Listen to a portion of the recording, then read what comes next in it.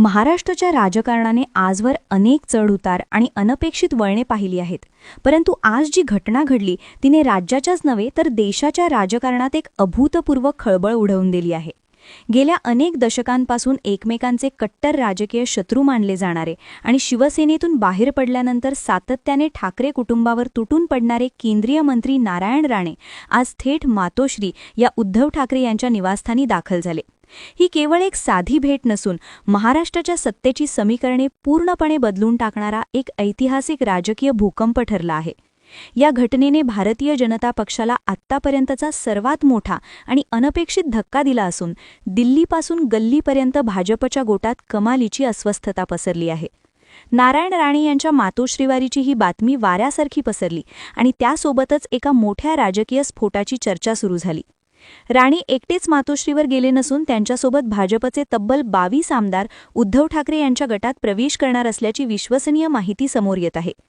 जर ही माहिती अधिकृतपणे सत्यात उतरली तर महाराष्ट्रातील महायुती सरकार आणि भाजपची सर्व राजकीय गणिते पत्त्याच्या बंगल्याप्रमाणे कोसळणार हे स्पष्ट दिसत आहे.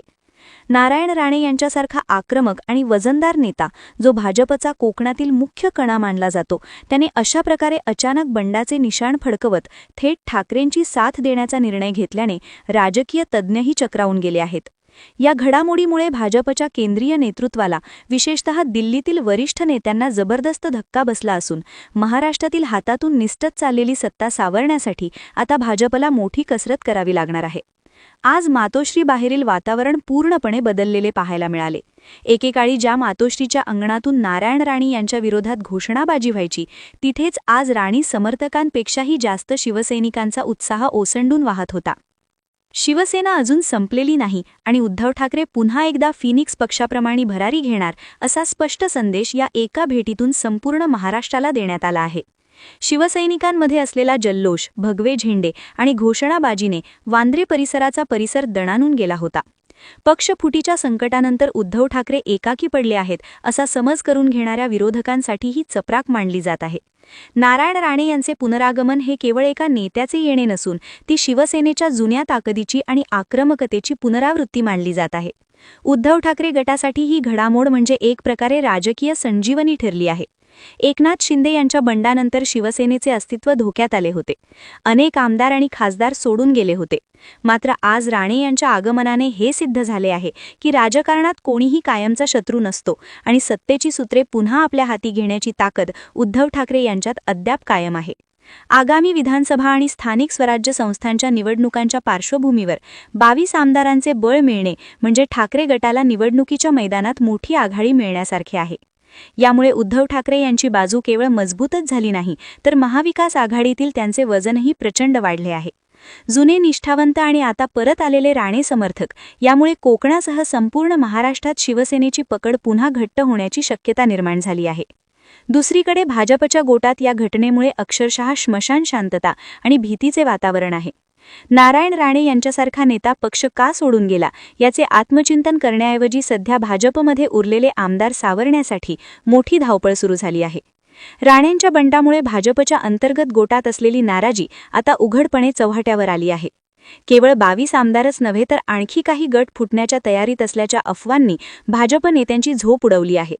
महाराष्ट्रात सत्ता टिकवण्यासाठी भाजपने जे डावपेच आखले होते ते राणेंच्या या एका निर्णयाने धुळीस मिळवले आहेत. कोकण पट्ट्यात भाजपला आता मोठी पोकळी निर्माण होणार असून ती भरून काढणे देवेंद्र फडणवीस आणि भाजपच्या प्रदेश नेतृत्वासाठी मोठे आव्हान ठरणार आहे. एकंदरीत विचार केला तर मातोश्रीवर घडलेला हा पक्षप्रवेश महाराष्ट्राच्या राजकारणाला पूर्णपणे नवीन कलाटणी देणारा ठरणार आहे.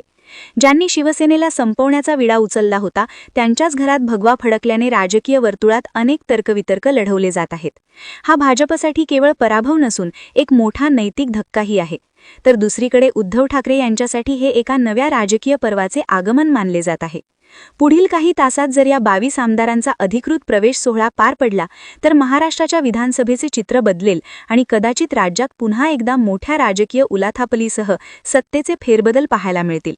आजच्या या घटनेने हे सिद्ध केले आहे की महाराष्ट्राच्या मातीतील राजकारण हे कोणत्याही प्रस्थापित समीकरणाला कधीही छेद देऊ शकते.